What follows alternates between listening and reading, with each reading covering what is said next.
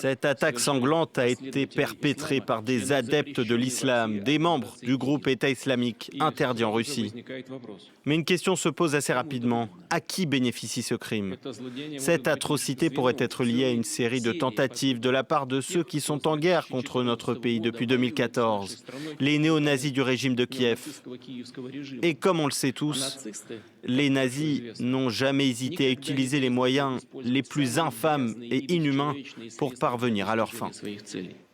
Et les autorités russes affirment avoir arrêté au total 11 personnes, parmi elles les 4 assaillants présumés, présentés ce lundi à la justice, des traces de coups au visage. Noémie Roche.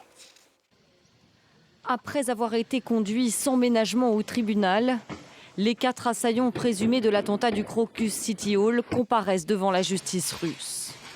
Sur ces images que nous avons choisi de flouter, ils apparaissent blessés et hagards, le visage tuméfié.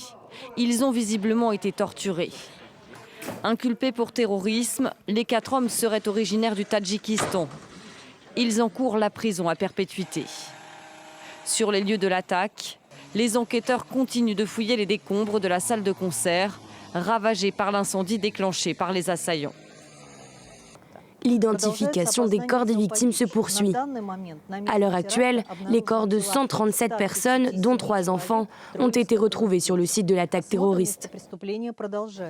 Jusqu'à présent, 62 corps ont été identifiés. Des tests génétiques sont en cours pour identifier les autres victimes. Les autorités russes ont affirmé que les tueurs présumés ont tenté de rejoindre le territoire ukrainien après l'attaque, mais Kiev a nié tout lien avec l'attentat. L'attentat le plus meurtrier sur le sol européen, revendiqué par l'État islamique.